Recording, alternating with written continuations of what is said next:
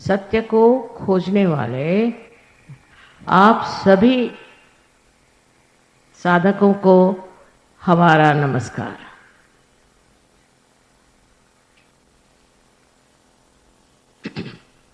हम सत्य को खोज रहे हैं, किंतु कौन सी जगह खोजना चाहिए, कहाँ खोजना चाहिए, कहाँ ये सत्य छिपा हुआ है, ये पहले समझ लेना चाहिए। आप देखिए कि परदेश से हजारों लोग हर एक देश से यहाँ आते हैं और उनसे पूछा जाए कि तुम यहाँ क्यों आए, तो कहते हैं कि हम यहाँ सत्य खोजने आए। हमारे देश में तो सत्य नहीं, लेकिन भारतवर्ष में सत्य है, ये समझ करके हम यहाँ आए। और इस सत्य की खोज में हर साल हजारों लोग इस देश में आते हैं और हजारों वर्ष से आते हैं। आपने सुना ही होगा इतिहास में चाइना से और भी दूर देशों से लोग यहाँ आते थे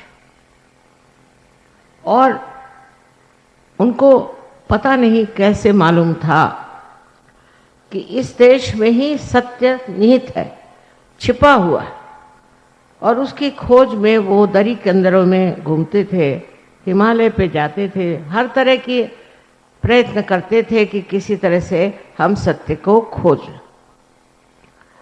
क्योंकि वो किसी भी धर्म का पालन करते हों, लेकिन वो जानते थे कि सिर्फ इस धर्म पालन से हमें सत्य नहीं मिलता।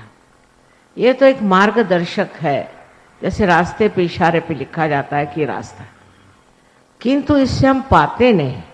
इसलिए इस अधूरेपन से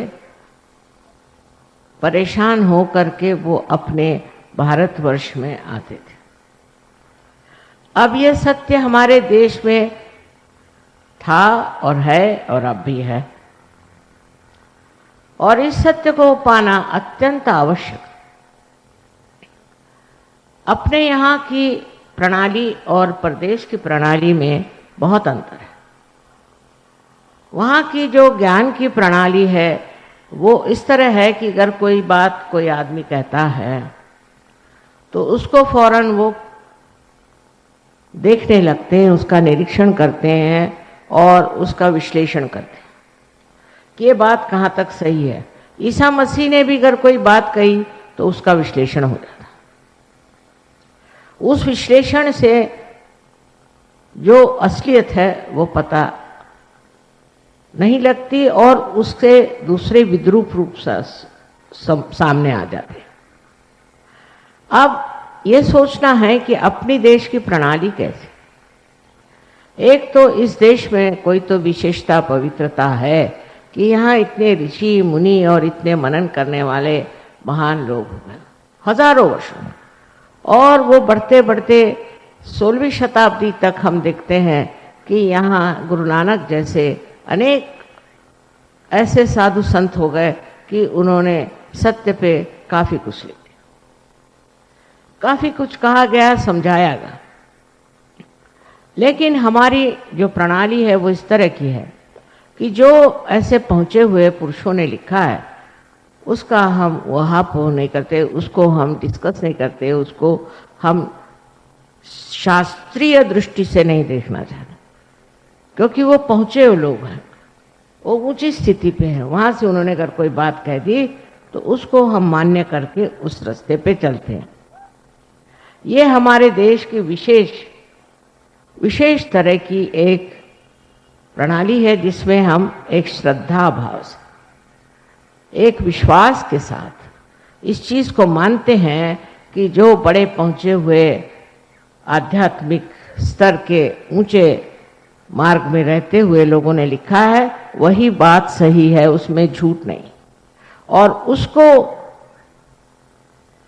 पड़तालने का, उसका विश्लेषण करने का हमें कोई अधिकार नहीं, क्योंकि हम कोई ऐसे बुद्धिमान नहीं, ऐसे हम पहुंचे हुए लोग नहीं। हमारे में इतने शास्त्र वगैरह का कोई ज्ञान नहीं है, न ही हम गहराई से कोई चीज जानते। एक बार इस बात को समझ लेने पर हम श्रद्धा पूर्वक उस महान तत्वों को मानते हैं जो हमारे सामने इन ऋषि मुनियों ने रखा।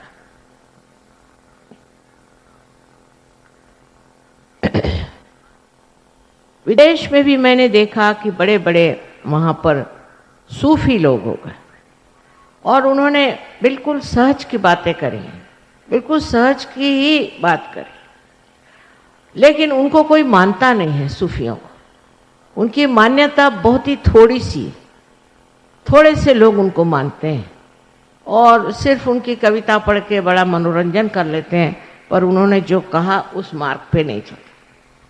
ऐसे हर एक देश में भी बड़े बड़े सूफी हो गए हैं।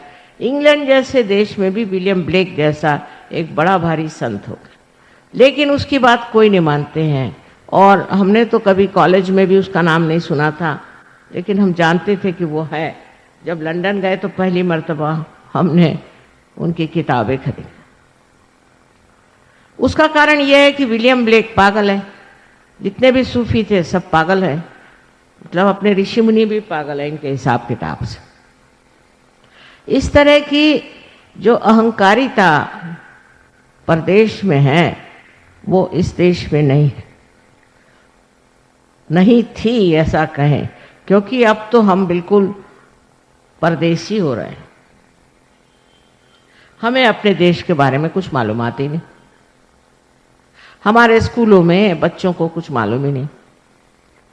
किसी बच्चे से हमने पूछा कि तुम अजंता के बारे में कुछ जानते हो, तो कहना ये अजंता हिंदुस्तान में है कि बाहर है। अपने देश की जो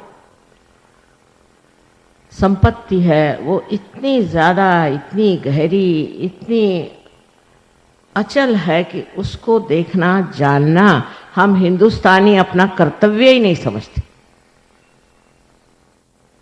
यहाँ की संस्कृति के बारे में तो कुछ बता ही नहीं सकते। कितनों ने मुझसे कहा, खासकर हमारे जो परदेशी सहयोगी हैं, कि माँ आप एक किताब हिंदुस्तान की जो खासकर गहरी बातें हैं उस पर लिखो। सो मैंने कहा कौन सी गहरी बात है? कहले संस्कृति, भारतीय संस्कृति पर आप एक किताब लिखो। मैंने कहा ये तो महासागर, इस सागर में से मैं आपको क्या दे सकती हूँ? उसके लिए तो ग्रंथ पे ग्रंथ लिखने पड़ेंगे। एक छोटी सी बात हम सब हिंदुस्तानियों के लिए एक बताती हूँ मैं, मजाक की बात, कि एक फॉरेन लेडी थी, अम्बासडर की बीबी थी, वो हमारे पास है। सो गले में वो हार पहने हुए थे, तो मुझे कहले मेरे समझ में ये हिंदुस्तानी नहीं आते। मैंने कहा क्या हुआ? कहले मैं एक फूलों के दुकान में गई थी और उस दुकान में बड़ा सुंदर एक हार था, वो खरीद के मैंने पहन लिया। तो वो जो लड़की थी जिसने बेचा वो पेट पकड़ पकड़ के हंसने लगी और रास्ते में सब लोग मेरे ऊपर हंस रहे क्योंकि मैंने गले में हार पहन लिया। मैंने कहा अब इसको कैसे समझाएं? मैंने कहा भाई देखो, यहाँ कोई अगर आपका आदर करे तभी हार पहनाया जाता है। आप अपना ही आदर तो कर नहीं सकते, तो आप अगर खुद आदर करें अपना और हार पहन लें तो ये तो हिंदुस्तानी जो संस्कृति है उसके लिए एक बड़ी हास्यास्पद चीज़ है, इसे सबको हंसी आएगी। उससे कहा ये हिंदुस्तानी जो भारतीय आपकी जो चीज़ है ये बड़ी गहरी है। मैंने कहा ये तो आप कोई भी हिंदुस्तानी होगा ये बात समझ जाएगा कि इस तरह से अपने को आगे बढ़ा के रहना और इस तरह से अपने गले में हार पहन के घूमना, ये चीज़ बड़ी ही निंदनीय है, क्योंकि इसमें नम्रता नहीं, इसमें यह समझने कि हम हैं कौन, हम अपने को क्या समझे बैठे। लेकिन इस बात को लेकर के मैं कहूँगी कि महात्मा गांधी ने जो आंदोलन चलाया था वो बिल्कुल उल्टा फिर गया। जब हम गांधी जी के साथ थे, उनके साथ रहे और उन्हीं के बहुत सारी बातचीत और उनका ढंग जो था वो था, हालांकि वो भी परदेश के पढ़े हुए थे, कि अपनी भारतीय संस्कृति को उभारना चाहिए, उसके बगैर ये संसार नहीं बच सकता। इसकर संसार को बचाना है तो भारतीय संस्कृति का यहाँ एक बढ़िया उदाहरण होना चाहिए, मसला होना चाहिए, जिसको देखकर लोग समझ जाए कि ये भी एक जिंदगी है, इसमें भी एक आनंद है। और उनके यहाँ 4 बजे उठने की प्रथा थी। 4 बजे उठ के नहा धो करके और आपको प्रार्थना में जाना पड़ता, और प्रार्थना में जाकर आप बैठिए तो वहाँ सांप भी बहुत, कभी कभी एक आध सांप आपके सामने डोलता हुआ दिखाई देता था, पर कुछ कभी किसी को काटा हो बिच्छू ने भी तो पता नहीं। इतना वातावरण उनका शुद्ध था, और वहाँ नम्रतापूर्वक सब लोग, हर एक जाति के, हर एक धर्म के लोग बढ़ के प्रार्थना करते, और प्रार्थना में संगीत आदि सब कुछ होता था। और उन्होंने जो भजनावली भी लिखी, आश्चर्य की बात नहीं है, क्योंकि मैं इस बात को जानती हूँ कि वो कितने आध्यात्मिक थे, कि सारे कुंडलिनी के ही चक्रों पर उन्होंने एक के बाद एक, एक के बाद एक के बाद इस तरह से सारे श्लोक लिखे पूरे। सबसे पहले उन्होंने लिखा था तो गणेश की स्तुति, फिर सरस्वती की स्तुति, इस तरह से करते करते उन्होंने हर एक चक्र के जो अधिष्ठित देवता थे उनके ऊपर में अपनी भजनावली में लिखा था, और उसी तरह से गाने का। उसके बाद बाइबल से भी लॉर्ड्स प्रेयर कही जाती थी, उसके बाद कुरान से भी कहा जाता था, और भी बुद्ध धर्म का भी और जैन धर्म की भी उसमें कुछ न कुछ श्लोक होते थे। पर पहला जो हिस्सा था उसमें एक एक चक्र पे बैठे हुए हर एक देवता को उन्होंने लिया था। इतने आध्यात्मिक दृष्टि से देखते थे, वो कुंडलिनी के बारे में जानते थे, चक्रों के बारे में जानते थे। सब कुछ जानते हुए उन्होंने इस चीज़ को लोगों में लाने की कोशिश की, ऐसी भजनावली लिखाई जिसमें इस तरह से सब चीज़ें लिखी। और अध्यात्म के बारे में बहुत मुझसे भी पूछते थे, मैं तो बहुत छोटी लड़की थी, लेकिन तब से वो पूछा करते थे कि तुम बताओ कौन सी गहनता हमारे संस्कृति की विशेष है। अब इस संस्कृति के बारे में कहना बहुत जरूरी है, क्योंकि गांधी जी को तो लोगों ने भुला दिया। गांधी जी तो बिल्कुल बेकार हो गए, क्योंकि उनका आध्यात्म तो कहीं दिखाई नहीं देता। आज राजकारण में आध्यात्म की तो कोई बात ही नहीं कर। आध्यात्म में हम हिंदुस्तानी नहीं जाएंगे तो कौन जाएगा उसमें, कौन उसको समझेगा। आज आप देख रहे हैं यहाँ 75 देशों के लोग आकर के और बैठे, 75 देशों के लोग आए हुए हैं, और 75 देशों में ये आध्यात्म फैल गया, और इन्होंने आत्म साक्षात्कार को प्राप्त किया, और इन्होंने अपने संस्कृति को पकड़ा। अमेरिकन संस्कृति के नहीं, इंग्लिश संस्कृति के नहीं, फ्रेंच संस्कृति की नहीं, उल्टे जिस देश से आए हैं उस देश की संस्कृति को कहते हैं कि ये तो बिल्कुल ही पतन के योग ले जा रहे, ये हमारे आत्मा का हनन करती है, ये हमें नैतिकता से गिराती है। इन लोगों ने समझ लिया, अब हम लोगों को नहीं समझना चाहिए। हम लोग तो ऐसी ऐसी चीजों का वर्णन करते हैं, ऐसे ऐसे चीजों के लिए लड़ते हैं जहां नैतिकता का विचार है ही नहीं। और सबसे बड़ी चीज अपने संस्कृति की देन है कि हम लोगों को नैतिक होना चाहिए।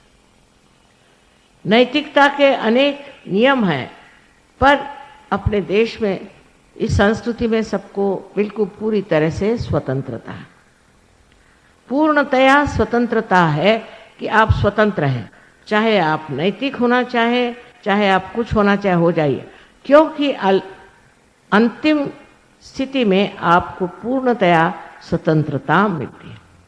अब स्वतंत्र समझना चाहिए, स्व के तंत्र को जानना, यही स्वतंत्रता है। और स्व माने क्या? स्व माने आपका आत्मा। आत्मा को जानना ही स्वतंत्रता है। शिवाजी ने कहा था फ्यूचर के बारे में, भविष्य के बारे में, कि स्व का तंत्र जानो। पहली चीज स्व के तंत्र को जानना होगा, और वही सहयोग है जिसे आप स्व के तंत्र को जानते हैं। और इस स्व के तंत्र को जानने के लिए सबसे सहज मार्ग जो है वो है भारतीय संस्कृति। इसकी गहराई में आप उतर ही नहीं सकते, क्योंकि आप पता नहीं कहां से कहां फेंक दिए गए। एक तो गलती ये हुई कि ऐसे लोग हमारे ऊपर आ गए कि जिनको भारतीय संस्कृति के बारे में कुछ मालूमात ही नहीं, जिन्होंने गांधी जी को लपेट के बिठा दिया एक तरफ में, तुम बैठे रहो।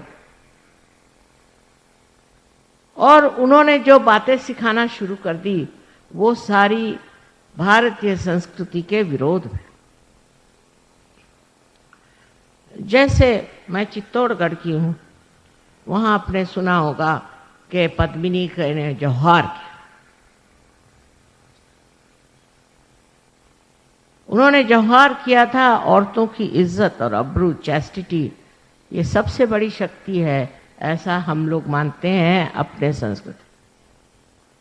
जिस जगह औरतों की इज्जत और अब्रू हट जाती है वो जगह में राक्षस और ब्रह्म राक्षस और हर तरह के भूत आके रहते।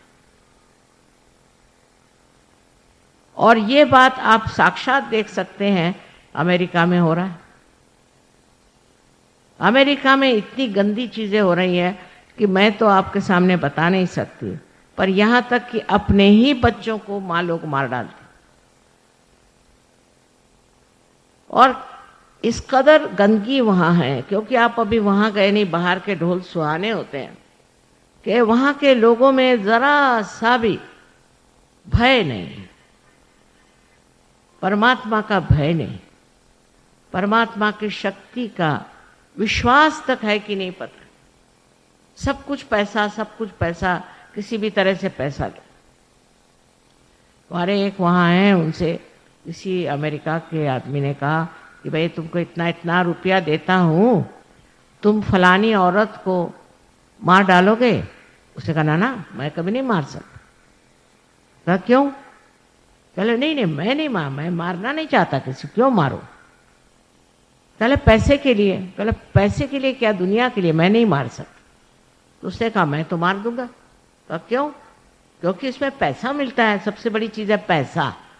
फिर आपकी माँ को भी मार दो। जब पहले एक साहब यहाँ आए थे तो मुझसे कहने लगे कि माँ मैंने अपनी माँ को ही मार डाला। मैंने कहा अच्छा, कल तुम मुझको मार डालोगे? जो अपनी माँ को मार सकता है और माँ के प्रति जिसे श्रद्धा नहीं है वो हिंदुस्तानी नहीं हो सकता, वो भारतीय नहीं हो सकता। माँ के तो बहुत वर्णन है, और माँ को तो हम शक्ति स्वरूप मानते हैं और उसी शक्ति की पूजा करते हैं। सबसे पहले सारे ग्रंथों में माँ का, माँ से ही सब शुरू। और इन लोगों की जो व्यवस्था है परदेशियों की, उसमें माँ का तो कोई स्थान ही नहीं।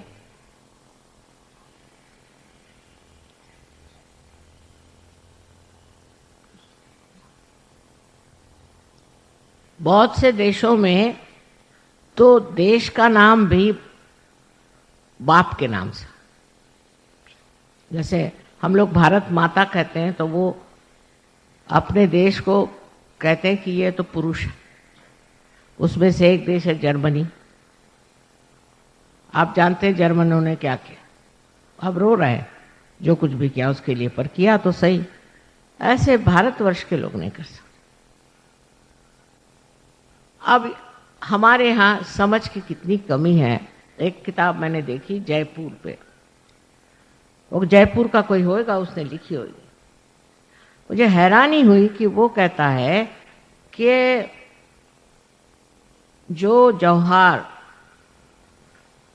पद्मिनी ने किया था मेवाड़ में, उसकी जगह अच्छा था कि वो खिलजी के चरणों में चली जाती। उसकी दासी हो जाती, तो ये झगड़ा ही ना खड़ा होता।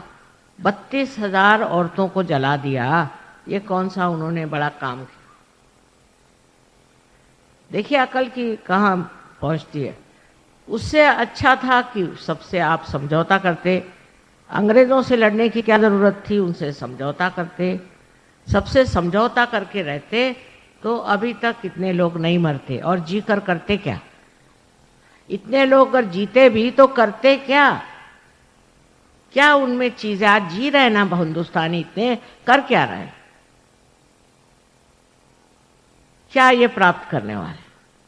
पैसा पैसा पैसा इनकी भी खोपड़ी में घुस गया, और उसके लिए हम अपनी सारी जो मूल्य हैं उनको बेच डालें।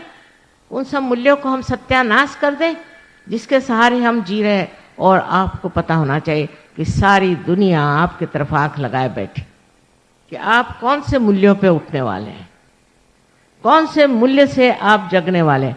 कोई भी आपको बेवकूफ़ बना दे, आप बेवकूफ़ बन जाते हैं। अंग्रेजों ने बेवकूफ़ बनाया, अब और बेवकूफ़ बनिए। अनैतिकता को फैलाना जिनका काम है वो भारतीय नहीं हो सकते, क्योंकि नीति के सिवाय आप उठ नहीं सकते। नीति के सहारे आप उस परम को पा सकते।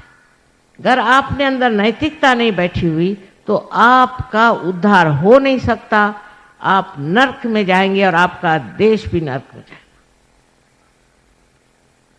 जो लोग अनैतिकता को लेते हैं, जैसे देखा है हमने कि उन्होंने वहां पे हर तरह की स्वतंत्रता दे, अमेरिका किसी तरह से पैसा कमाना, फिर औरतें अपनी इज्जत बेचे, चाहे शराब के आप गुत्ते खोलिए, चाहे कुछ करिए, किसी तरह से पैसा कमाना है। और पैसा कमा करके ये नए अमेरिका का देश है कहाँ? आपको पता है सब पे कर्जा है, उस देश पे कर्जा है। हमारे यहाँ से इतने लड़के वहाँ गए, इतने पढ़े लिखे। मैंने कहा यहाँ आए क्यों? कल यहाँ बड़ी तनख्वाहें मिलती थी, पैसा मिलता था इसलिए आए। अच्छा, और पैसा गया कहाँ? सब पे क्यों इतना कर्जा है? हर एक बच्चे पर कर्जा। मैंने कहा भाई ये हिंदुस्तानी होकर तुम्हारे ऊपर कर्जा क्यों हुआ? सोचने की बात है कि आप बड़े भारी इंजीनियर हो गए, डॉक्टर्स हो गए, चार्टर्ड अकाउंटेंट हो गए, और यहाँ कर कर्जे में बैठे हो कि अब तुम वापस नहीं जा सकते। कल यहाँ पे जो लाइफस्टाइल है, यहाँ के जो रहन सहन है, उसमें तो कर्जा हो ही जाता। बेवकूफ़ जैसे वो लोग भी वहाँ ऑर्डर दे कि ये चीज़ मंगा, वो चीज़ मंगा, और वो कार्ड रखते हैं, कार्ड, और सब कर्जे में है। किसी के पास कुछ पैसा नहीं। आप गए वहाँ और वहाँ जाकर आपने कर्जा कर लिया, फायदा क्या? कुछ कमाया नहीं, कुछ नहीं, और वहाँ आप कर्जे में बैठे हुए हैं। हाँ, बड़ा बढ़िया आपके पास आलीशान सोफा होएगा, कारपेट होएगी, ये होगा वो होगा, पर सब कर्जे से। और वहाँ कर्जा करना कोई बुरी चीज समझी ही नहीं जाती, तो आप कर्जे पे कर्जा करते जाओ। ऐसी संस्कृति जहाँ अनैतिकता इतनी हो वहाँ होना ही हो। इसको अलक्ष्मी कहते हैं, अलक्ष्मी का कोप, कि दिखने को ऊपर से तो दिखाई देता, अंदर कुछ नहीं, अंदर कर्जा। और हम उनसे क्या सीख सकते हैं? वो यहाँ सीखने आते हैं, और हम उनसे क्या सीख सकते हैं? इन लोगों से कुछ भी सीखने का नहीं। ये कहने में कोई भी डर की बात नहीं है कि अपने देश जैसा महान देश कोई नहीं, और हमारे भारतीय संस्कृति जैसी कोई भी संसार में संस्कृति नहीं। इसकी जो गहराई है उसको तक पहुंचना ही मुश्किल हो जाता है, क्योंकि हम भी इतने बेकार हो गए हैं। इस भारतवर्ष में लोग इतने बेकार हो गए कि प्याज के पीछे में वोट देते हैं। अरे सारी दुनिया हंस रही। अभी हमारे सहयोगी बाहर से आए तो सब एक एक थैला प्याज लेके आए। बताओ, शर्म करो, शर्म करो इस बात। बेवकूफ बनाना तो बहुत आता है लोगों को, लेकिन बेवकूफ बनना हिंदुस्तानियों को आता है। अभी ये लोग सब गठरी भर भर के अपने साथ प्याज लाए। मैंने कहा प्याज क्यों लिया? कल आपके देश में प्याज की इतनी कमी है कि सरकार बदलना चाहते हैं। मैं कहा है ये तो है, एक बात हो गई, लेकिन अब तुम शर्मिंदा मत करो हमें। वो दिन गए जबकि देश के लिए लोग लड़ते थे, सब कुछ अपना त्याग किया। हम खुद कितने बार मार खाई इनकी, क्या क्या किया। मैं पूछती हूँ जो आज इतना अधिकार लगा रहे हैं, इनके बाप दादा ने भी कुछ किया देश के लिए या इन्होंने कुछ किया है देश के लिए? जब संग्राम इस देश में हुआ था, जब लड़े थे लोग, जेल में गए, लाठी खाई, मार खाया, घर द्वार मिटा दिए, तब इनमें से कोई लोग थे क्या वहां? अब बैठ गए अधिकार जमा के कि ये नहीं होना चाहिए, वो नहीं होना चाहिए। मैं देख देख के हैरान हूं कि अनैतिक चीजें लाने में इतना झगड़ा हो रहा है। नीतिवान लोग जो थे उनको खराब करो, उनसे पैसे ऐंठो, वो शराब पिलाओ, उनको गंदी बातें सिखाओ, उसे पैसे ऐंठ करके और सब खा जाओ। एक चीज है कि आपको ये सोचना चाहिए कि अगर आप सहज में आ रहे हैं तो आपको इस भारतीय संस्कृति को ही अपनाना पड़ेगा। फिर आप कोई भी जाति के हो, कोई भी धर्म के हो, कोई भी आपका विचार, उसके सिवाय नहीं हो सकता। और सहज मार्ग क्या है वो भी एक समझने की बात कि हम लोग श्रद्धापूर्वक किसी चीज को मानते, लेकिन अभी तक उसको पाया नहीं, इसीलिए झूठे लोग बहुत आ गए, गड़बड़ी बहुत हो गई, हर जगह गड़बड़ी होती है, मारा मारी होती है, सब होता माना। लेकिन इसके लिए बताया गया है कि तुम आत्म साक्षात्कार को प्राप्त हो, आप आत्म साक्षात्कार को प्राप्त करो। आपके धर्म का कोई अर्थ नहीं, आपके बातचीत का कोई अर्थ नहीं जब तक आपने आत्म साक्षात्कार नहीं किया। बुद्धि से नहीं हो सकता, ये बुद्धि से परे चीज है, ऐसे आइंस्टीन ने कहा है। अब लो और कौन चाहिए आप, ये बुद्धि से परे चीज है, बुद्धि से आगे है। सारे शरीर को, बुद्धि, मन को, सबको अगर तुम मानते भी हो तो ये कोई शाश्वत चीज नहीं है। शाश्वत चीज जो है वो बुद्धि से परे, जिसे परम चैतन्य कहते हैं, उसको उसने टॉर्शन एरिया कहा हुआ है आइंस्टीन ने। वो बेचारा, वो भी एक आत्म साक्षात्कारी था, वो कह गया, उस पर मार लोगों ने लगा दिया, साइंस हर जगह। इसने कहा टॉर्शन एरिया, तो वो कहाँ है, कैसे मिलेगा, कैसे पाएंगे, मिल ही नहीं सकता, क्योंकि ये जो टॉर्शन एरिया है ये आत्म साक्षात्कार के बाद ही प्राप्त होगा। तो पहले आत्म साक्षात्कार करिए। अब उसके लिए बहुत से झूठे लोग निकल आए अपने देश में, बहुत से तांत्रिक निकल आए, वो कुछ दौर धंधा कर रहे हैं, कुछ हीरा दे रहे हैं, कोई कुछ कर रहे हैं, उसी में फंसे जा रहे हैं। ये आत्म साक्षात्कार को प्राप्त करना सहज मार्ग से बहुत ही सुलभ हो गया, सबको बहुत आसानी से मिल सकता। इसमें कोई भी ऐसी बात नहीं कि आप सर के बल खड़े हो जाओ, कि आप घर द्वार छोड़ दो, आप बाल बच्चों को छोड़ दो, कोई करने की जरूरत है। आपके ही अंदर ये शक्ति है, आपके ही अंदर त्रिकोणाकार अस्थि में ये शक्ति है। ये मैं कह रही हूं, ऐसी बात नहीं, अनादिकाल से यहां लोगों ने कहा है।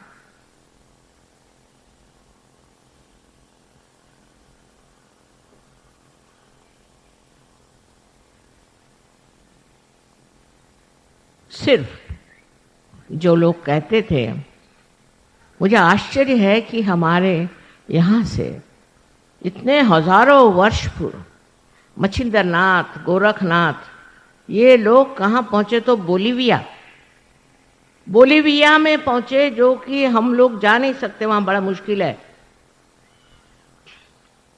यूक्रेन में गए, कुछ हिस्से में रशिया में भी गए, और वहां जाकर के उनको बताया कि आपके अंदर ये शक्ति है और ऐसे ऐसे चक्र है, ये है, सब वहां बताए। और हम उन्हीं के वंशज हैं, उन्हीं के हम बेटे हैं, बेटियां हैं, और हम क्या जानते हैं, कुछ भी नहीं जानते। वो बोलीविया के लोग सब जानते हैं, पर वो कह रहे इसकी जागृति हमें नहीं आती, इस कुंडलिनी की जागृति लेकिन हमें आती नहीं, बाकी हम सब जानते हैं। हम एक बार वहां गए और एकदम आग लग गई, जैसे हजारों लोग बोलीविया के पार हो। पर हमें तो वो ज्ञान भी नहीं और हम जानते भी नहीं, हमारे किताबों में इस मामले में कोई लिखता भी नहीं और न कोई बताता है। मानो हमको काट दिया, उस महान संस्कृति से, उस महान ज्ञान से हमको काट दिया और काट करके हम अजीब एक पता नहीं कौन से देश के लोग बन गए। न धड़ अंग्रेज है, न धड़ हिंदुस्तानी है, न धड़ ये है, पता नहीं क्या बन गए हम लोग, हमें कुछ मालूमात ही नहीं। लोगों ने कहा अच्छा कुंडलिनी माने कुंडलिनी माने कुंडली की कुंडलिनी माने क्या, किसी को मालूमात ही नहीं है। सोचिए इसमें जो सागर भरा हुआ है इस देश में, सागर भरा। अभी एक साहब मेक्सिको से आए थे, वो यहाँ पर एम्बेसडर हैं, तो मैंने उनसे कहा कि आपके यहाँ जो है बहुत ज़्यादा भूत विद्या। कहले अच्छा, मैंने कहा मैं तो गई थी, मैं जानती हूँ भूत विद्या बहुत है वहाँ। तो कहले वो साइकोलॉजी से चला जाएगा। मैंने आपकी साइकोलॉजी साइकाट्री जो है वे एक बच्चे जैसी, उसकी चाइल्ड साइंस, उसमें कुछ है ही नहीं। आपको जानना है तो मैं बताऊंगा कि ये भूत विद्या हमारे यहाँ जो साइकोलॉजी साइकाट्री है वो कितनी गहन, एक एक बातें उसके अंदर लिखी हुई है और वो मैं समझाऊंगी तुमको। तो वो बेचारे बहुत ज्ञान पिपासु हैं, ज्ञान जानना चाहते हैं, लेकिन मेरे पास जब टाइम होगा तो बैठ कर उनको मैं समझाऊंगा। पर आप सोचिए कि आपके देश में इतना गहन यहाँ ज्ञान का भंडार पड़ा हुआ है और आप कहां भाग रहे हैं, क्या कर रहे हैं आप लोग। जो देश आपके हिसाब से ऊंचे उठ गए, बड़े अग्रसर है, उनको जाके देखिए ना आप लोग। देखा नहीं, मैंने तो देखा है। वहां के लोग सुखी हैं क्या? अगर सुखी होते तो यहां क्यों आते? यहां आनंद को खोजने क्यों आते? वो तो ऐसी चीज है कि आज आपको एक छोटा सा घर चाहिए, फिर मोटर चाहिए, फिर फलाना चाहिए, फिर वो चाहिए, जो मिलता है उससे आप सुखी नहीं। उसके बाद दूसरी चीज चाहिए, उसके बाद तीसरी चीज चाहिए, तो उसके पीछे इतने भागने की जरूरत क्या? कोई समाधान नहीं, कोई संतोष नहीं। लेकिन सहज में ये सब मिल जाता है। सहज में आपको पूर्णतया समाधान और संतोष मिलता है। पर सहज मार्ग भारतीय संस्कृति पे बसा हुआ है, विदेशी संस्कृति नहीं चलेगी उसमें। जो सहज में आना चाहता है और आत्म साक्षात्कार लेना चाहता है उसको पता होना चाहिए। अब ये औरतों को देखिए, बाहर से आई साड़ी आड़ियां पहन के बैठी हुई हैं। इसका मतलब नहीं कि अब वो हरे रामा जैसे कूदते फिरिए, उसकी जरूरत नहीं। असलियत को पाना है, रियलिटी को पाना है, तो गहराई से उतर करके और इसमें समाना पड़ेगा, इसको समझना पड़ेगा। इसमें कोई ऐसी बात नहीं है कि जो आप नहीं कर सकते, क्योंकि आप इस महान देश में पैदा। ऐसा लिखा जाता है शास्त्रों में कि भारतवर्ष में पैदा होने के लिए हजारों वर्षों की पुण्याई काम आती। बताइए, हजारों वर्षों की पुण्याई के बाद मैं क्या देख रही हूँ, कैसे लोग पैदा हुए। और साहब अभी हमारी जिंदगी में हमने ऐसे लोग देख लिए जिन्होंने देश के लिए अपनी जान निछावर कर दी, और अभी प्यास के लिए क्या बहे, शर्म की बात। पद्मिनी ने 32,000 औरतों को लेकर जौहार कर दिया। हमारे देश की विशेषता क्या है? हमारे मूल्य पर वो सहज से जागरूक होंगे, क्योंकि मैंने देखा परदेश के भी लोगों में वही मूल्य जागरूक हो गए, क्योंकि ये हमारे अंदर बैठे हुए मूल्य हैं।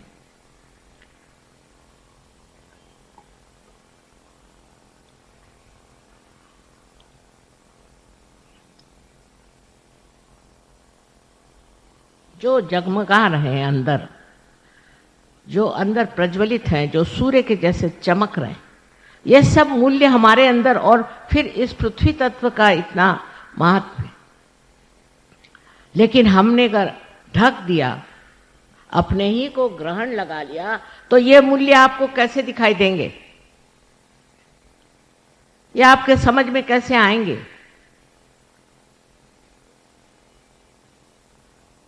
कोई एक तरह का पर्दा हो तो बात करें।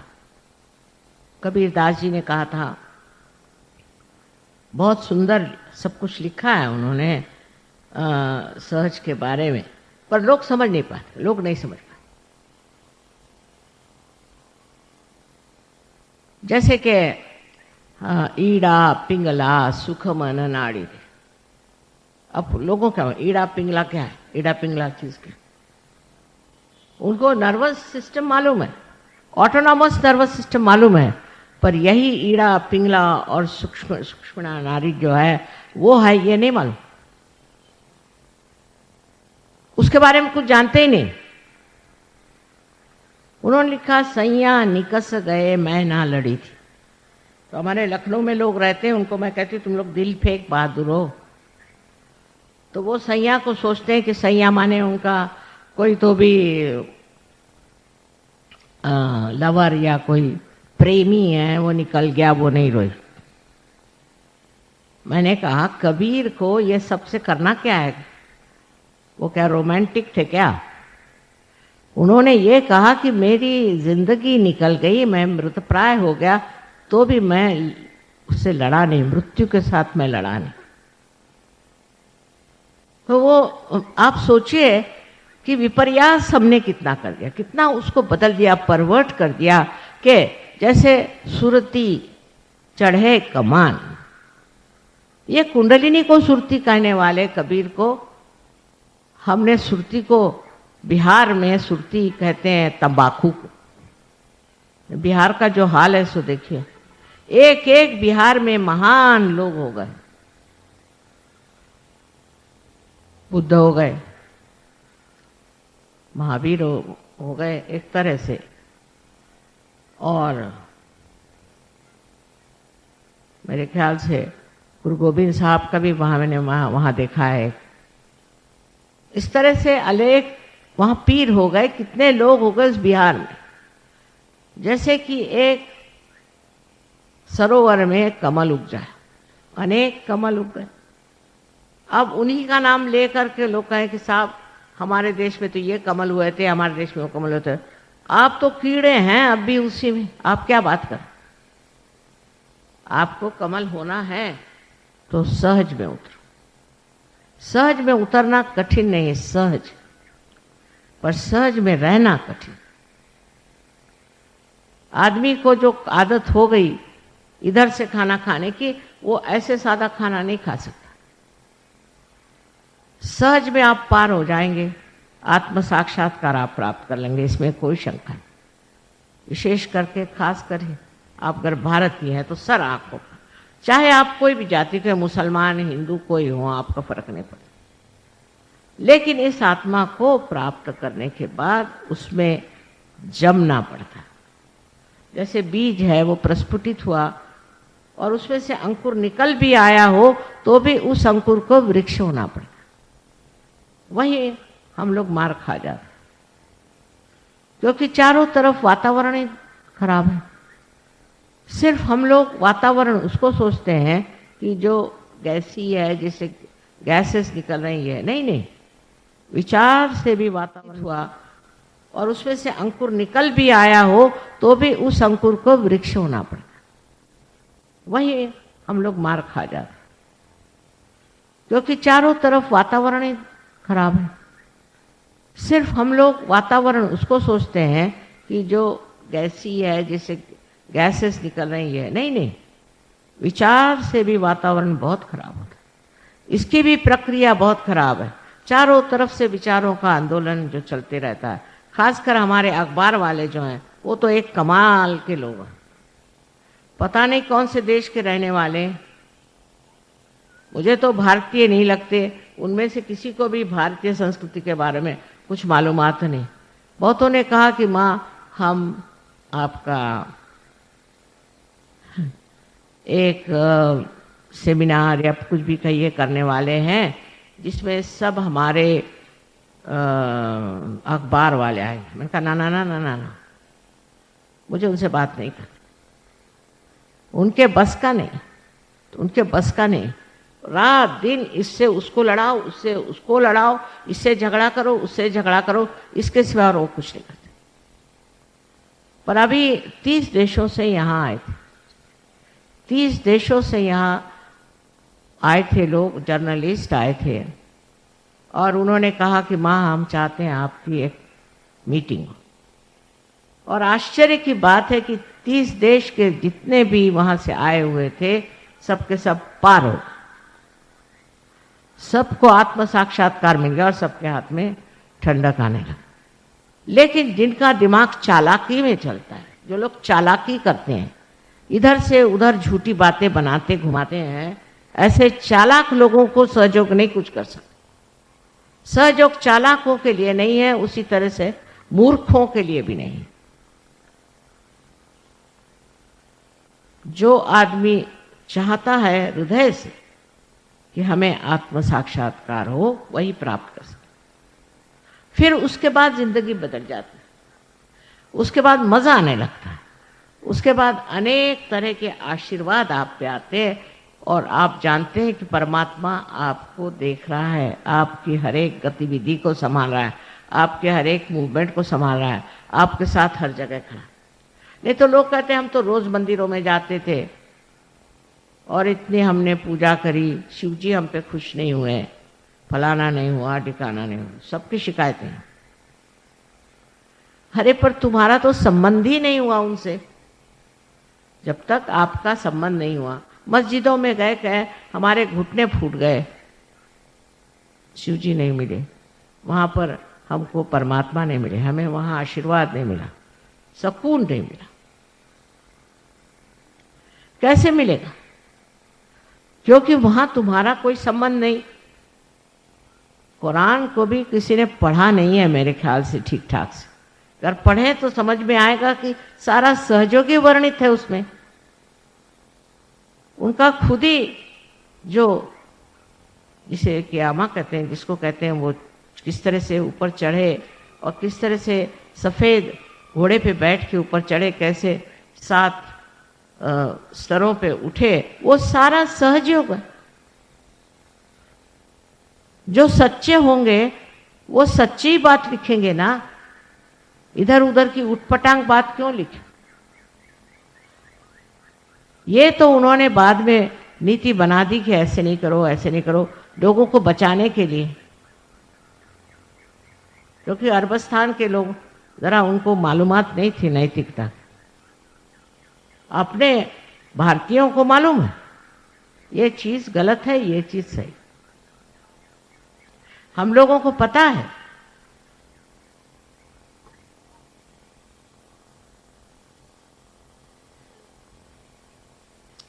एक लड़का अंग्रेजी पढ़ने गया था कैम्ब्रिज में, उसने बताया, मुझे बड़ी हैरानी होती है कि ये लोग हर एक चीज को सोचते हैं कि एक बड़ा भारी आवाहन है, चैलेंज है। मैंने कहा कैसे? मुझे कहने लगे कि तुम ड्रग क्यों नहीं लेते? उनका मुझे नहीं लेना ड्रग, हमारे नीति में नहीं बैठता।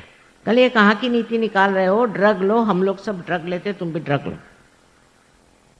ये तो तुम्हारे लिए चैलेंज है, तुम्हारी नीति के लिए चैलेंज है। उसने कहा मुझे नहीं ऐसा चैलेंज फैलेंज चाहिए। तो कहले माँ ये लोग तो सोचते हैं कि शराब पीना एक चैलेंज है, ड्रग लेना एक चैलेंज है, एड्स होना भी चैलेंज है। अच्छा, नर्क जाना भी एक चैलेंज है इनके हिसाब से। उनका तो सारी बुद्धि भ्रष्ट हो गई, मति भ्रष्ट है। और क्या कहें? अगर कोई कहे कि ये बड़ी अच्छी चीज है तो इसे क्या कह सकते हैं? एड्स वाले लोग तो मैंने कोशिश करी कि उनके दिमाग ठीक करें, तो वो तो मेरे सर पे चढ़ गए। कल हमने तो एक बलिदान किया है। बताइए। मैंने कहा काहे का बलिदान किया? कहने लगे कि देखो हम तो एक बड़े भारे फाइटर्स हैं, हम बड़े भारे लड़ाका लोग हैं, हम फलाना टिका। मैं नमस्कार। तुम ऐसे लड़ते रहो और अपनी जिंदगी बर्बाद करो, और क्या करें, तुम तो कुछ आगे जाने वाले नहीं, वो तो स्पष्ट दिखाई दे रहा। तो इस तरह के वहां पर लोगों की प्रवृत्ति, कोई भी गलत काम करना एक चैलेंज, और हिंदुस्तानियों को सोचते हैं कि ये डरपोक हैं भारतीय लोग, बिल्कुल बेकार। और अब तो कमाल जो हो गई हम लोगों की, वो प्यास के मारे ऐसी शर्म लगती है मुझे कि अरे ये क्या इन लोगों ने हमारी दशा कर दी कि बिल्कुल ही हम लोग गए बीते बिल्कुल बेकार लोग हो गए। और इस दिल्ली शहर में कम से कम कितने ही लोग सहयोगी हैं, हजारों हजारों की तादाद में सहयोगी हैं, और पता नहीं कैसे ऐसी बातें यहां हो गई। अकल ही मारी गई है ना, जैसे पंजाबी कहते हैं मत मारना, वो चीज। और ये चीज इतने जल्दी हो जाएगी ऐसे मुझे कभी संभावना नहीं। मैं सोचा था कि ठीक है अभी थोड़े दिन मैं बाहर काम करके आऊं फिर देखूंगी, तो यहाँ तो हालत ही खराब हो गई है। तो पता नहीं कैसे लोग पैदा हो गए यहाँ पर। अब ये कह सकती है घोर कलयुग है, मान ले, नहीं तो इंसान इतना बदल नहीं सकता। और इस कलयुग में एक भ्रांति नाम की चीज होती है, वो दिमाग पे काम करती है। वो जब दिमाग पे आ जाए तो कुछ दिखाई नहीं देता कि अच्छा क्या है, बुरा, बुरी बात कौन सी, नीति कौन सी, अनीति कौन सी, इसका तारतम्य नहीं रहता, इसका कुछ पता ही नहीं चलता कि ये ले या वो ले। इसी घोर कलयुग में ही सह जाना है, ये लिखा हुआ। नल दमयंती आख्यान में नल ने एक बार कली को पकड़ा, उसकी गर्दन पकड़ी कि मैं तुझे मार डालूं, क्योंकि तुमने मुझे बहुत सताया, मेरे बीवी से मेरा विछोह कर दिया, मैं तुमको मार डालूंगा। तो कली ने कहा कि अच्छा बाबा मेरा महात्म्य तो सुन लो फिर मार डालना। तो कहा तुम्हारा क्या महात्म्य, तुम तो दुष्ट हो। कले नहीं, मेरा एक महात्म्य यह है कि कलयुग में लोगों में भ्रांति हो जाएगी, भ्रांत हो जाएंगे, माने बौखला जाएंगे। और उसी वक्त हजारों लोग जो कि गिरी कंदरों में खोज रहे हैं परमात्मा को, सत्य को, वो आशीर्वादित हो। वो लोग अपने आत्मा का अनुभव करें, उनको आत्म साक्षात्कार। इसलिए कली युग जो है बहुत जरूरी है, उसके बगैर ये होने नहीं वाला, और इसके बगैर मनुष्य इसे प्राप्त नहीं करेगा, इसको नहीं खोजेगा। ये जब बताया गया तो नल ने उसको छोड़ दिया, अच्छा आने दे तेरा कलयुग। ये घोर कलयुग आया और आपको सबको समेट रहा है। इधर ध्यान दीजिए, कौन से चक्कर में हम घूम रहे हैं, इसका विचार करना चाहिए। सहज के मार्ग में आने के लिए आपको कुछ नहीं देना, पैसा नहीं देना, कुछ त्यागना नहीं, कुछ नहीं, इस तरह की चीज है ही नहीं। सिर्फ आपके अंदर बसी हुई कुंडलिनी का जागरण करना है। और जब वो जागृत हो जाती है तो अपने ही आप वो सहस्त्रार में समा करके और इसका भेदन करके और चारों तरफ फैली हुई ये सूक्ष्म चेतन शक्ति उसे एकाकारिता दे। एकदम सादी बात है, आपका आज तक उस सूक्ष्म शक्ति से कोई संबंध ही नहीं आया, आपने आज तक उस सूक्ष्म शक्ति को महसूस ही नहीं किया, उसको जाना ही नहीं, और बगैर जाने बगैर ही आप भगवान का नाम ले रहे हो, मंदिरों में जा रहे हो और दुनिया भर के उपद्रव कर रहे हो। मस्जिद में जाने से क्या होगा, वो दिखाई दे रहा है, किसके अकल आई है, सब आपस में मरे जा रहे हैं। और मंदिरों में जाकर के क्या हो रहा है, जहाँ पैसे खाए जा रहे हैं, दुनिया भर का भ्रष्टाचार आ रहा है। ये क्या साक्षात नहीं है कि ये गलत, इससे कुछ न कुछ लाभ नहीं, उसके लिए कोई नहीं और चीज करनी चाहिए। ये सामने दिखाई दे रहा है, इसका साक्षात है, सामने साफ जो चीज दिखाई दे रही उसको पहचानना चाहिए कि ये रास्ते ठीक नहीं, इसमें कोई फायदा नहीं, ये बेकार की चीज है।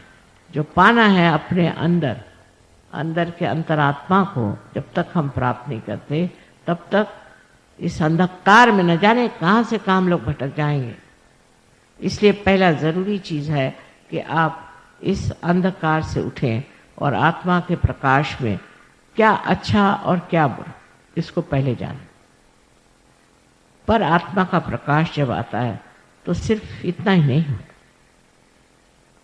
ये नहीं सिर्फ होता है कि आप निरक्षीर विवेक जिसको कहते हैं वो जान लें, किंतु आपके अंदर जो सत्सत विवेक बुद्धि है वो बड़ी प्रबल हो जाती है और आप सिर्फ जो सही होगा वही करते हैं, जो आपको नष्ट करेगा, जिसे अंग्रेजी में सेल्फ डिस्ट्रक्टिव कहते हैं, वो काम आप करेंगे ही नहीं।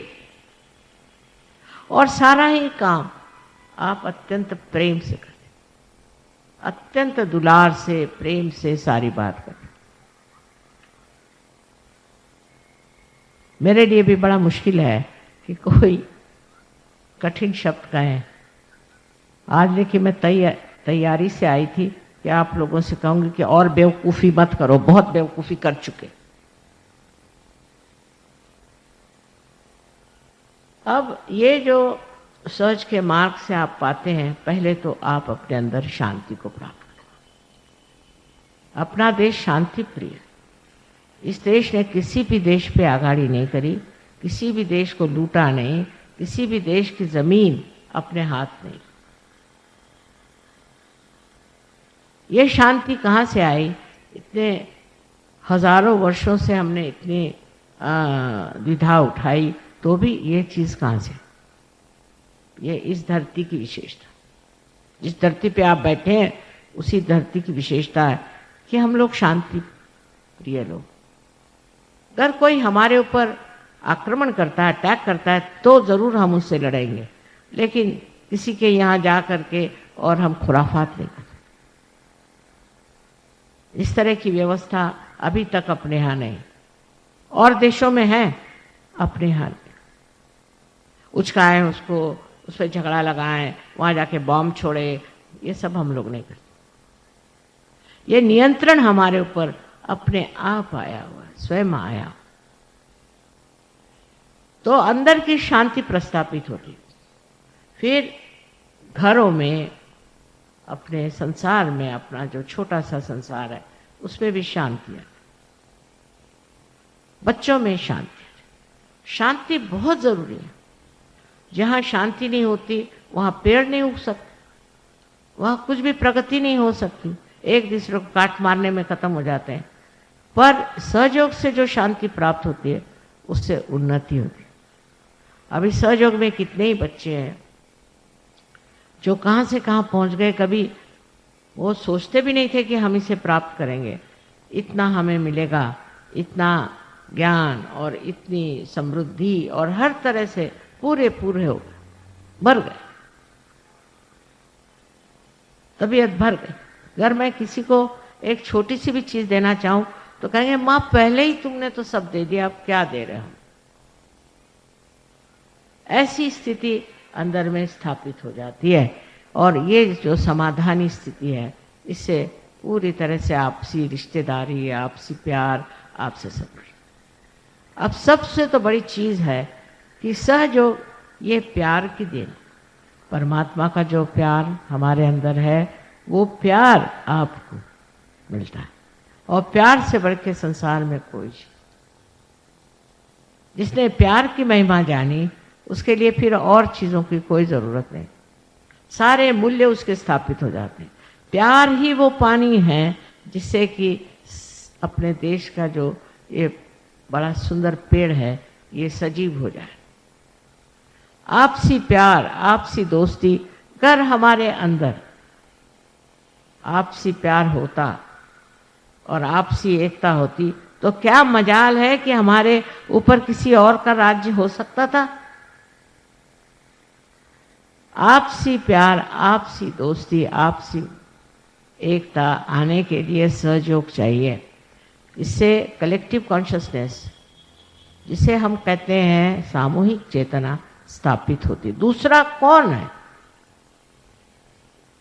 सब एक जीव हो जाते।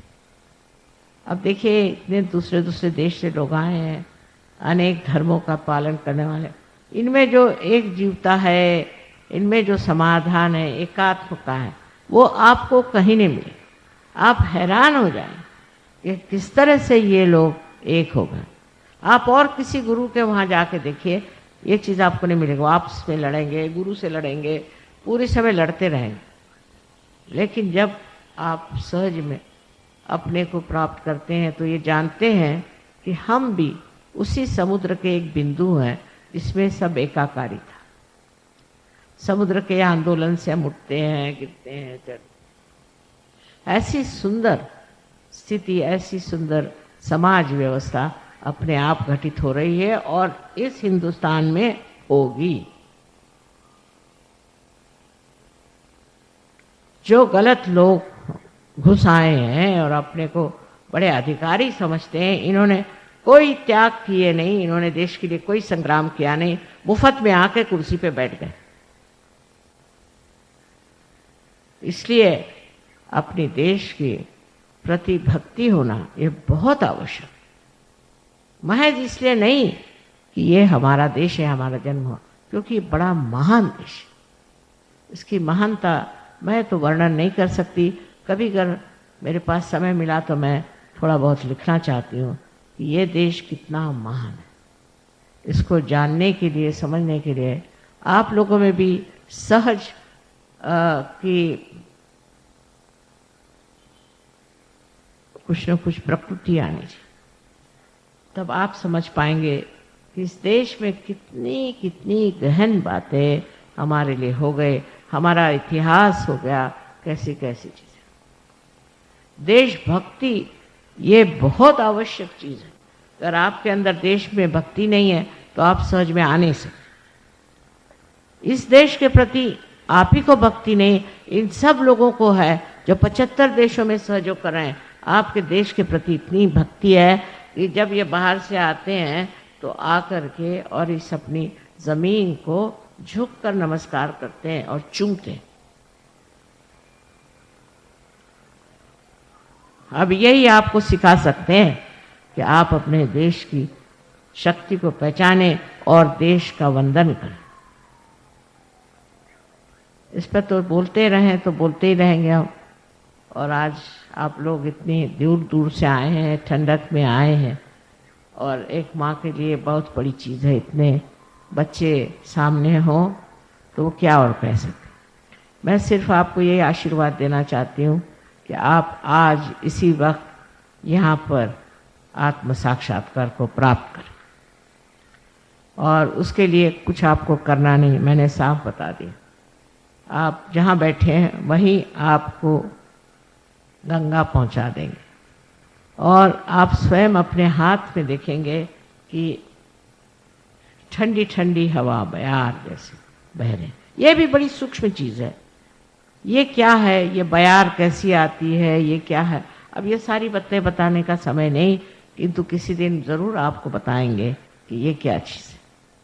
यही चैतन्य का प्रभाव जो हमारे अंदर से बह रहा है, और इसी के दम पर कितनी चीज़ें आप कर सकते हैं। अपना शारीरिक, मानसिक, बौद्धिक तो आप ठीक कर ही सकते हैं, पर औरों का भी ठीक कर सकते हैं। ऐसे आप महान हैं, और आप कीचड़ में कर फंसे रहें तो मैं उसे क्या कर सकता।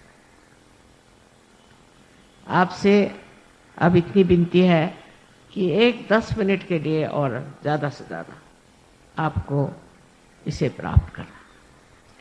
जो कुछ भी मैंने कहा, सुना, उसको यही जानना चाहिए कि आपके अंदर शक्ति का जागरण करने से पहले तैयारी हो रही थी।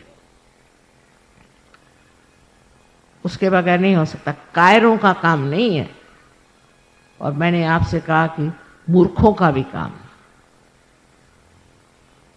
तो समझदारी से इस चीज़ को स्वीकार करें कि आप स्वयं आत्मा हैं, और आत्मा को प्राप्त करना ही एक ही लक्ष्य है जीवन का, और कोई लक्ष्य नहीं।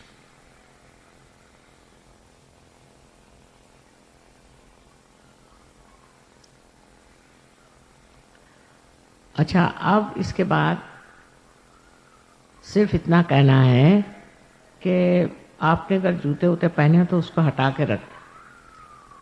जिससे ये कि ये आपकी, मैंने पहले कहा कि ये भारत माता के पता नहीं कितने ऋषि मुनियों ने पवित्र की हुई जगह है ये, और इस जगह का जो पुण्य प्रताप है उससे आप क्या क्या प्राप्त करेंगे ये देखना।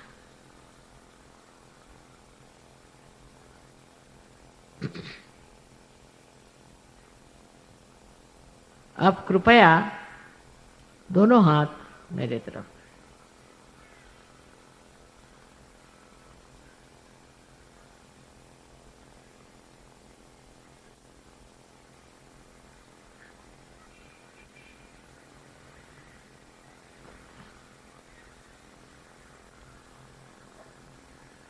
अब ये हाथ मेरी ओर करें और ये हाथ राइट हैंड आपके तालू के ऊपर, जो कि एक पहले स्निग्ध हड्डी थी यहाँ बचपन में, उसके ऊपर ये हाथ।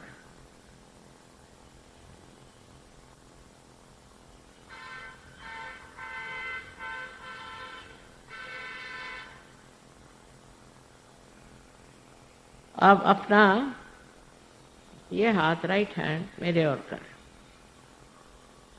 और लेफ्ट हैंड सर के ऊपर।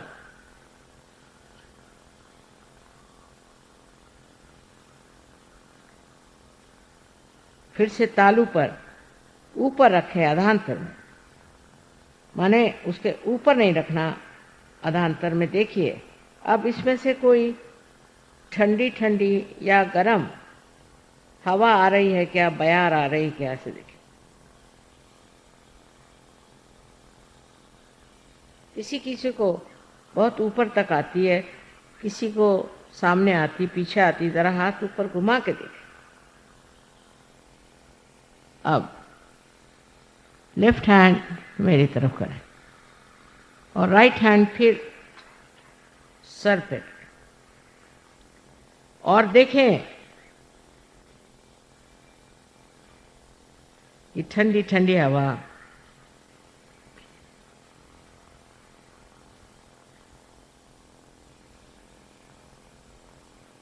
आ रही है क्या।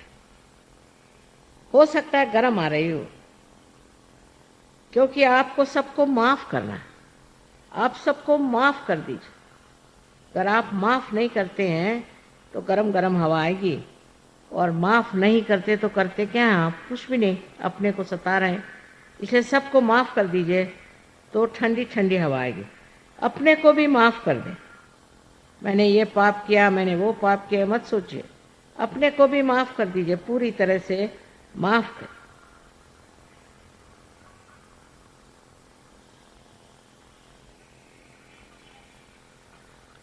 अब दोनों हाथ मेरे ओर। Please put both the hands towards me please.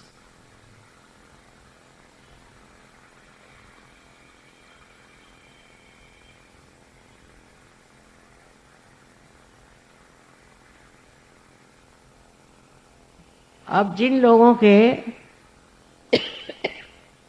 दोनों भी हाथ में ठंडी ठंडी हवा आ रही या गर्म हवा आ रही, वो दोनों हाथ ऊपर करें, दोनों।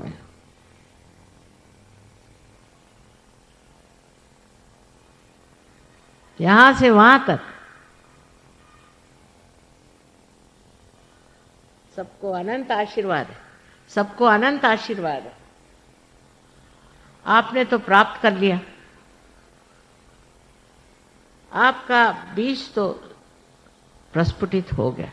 अब इसके वृक्ष बनाए, और इसके इतने वृक्ष जितने आप लोग हैं बन जाए तो फिर क्या कहें। तब फिर ये कलयुग कितने दिन टिक सकेगा। सत्य युग तो आ ही रहा है, लेकिन उसका अभी प्रकाश पूरी तरह से फैला नहीं। आप ही उसके प्रकाश देने वाले, आप ही लोग हैं। और मुझे पूर्ण विश्वास है कि आप लोग सहजों को फैलाएंगे। हर एक आदमी एक एक हजार आदमी को पार कर सकता है, हर एक औरत एक एक हजार औरतों को पार कर सकती है। और सबको चाहिए कि कोशिश करके और पार करें, लोगों को पार करें, माने आत्म साक्षात्कार। आप सबको मेरा अनंत आशीर्वाद।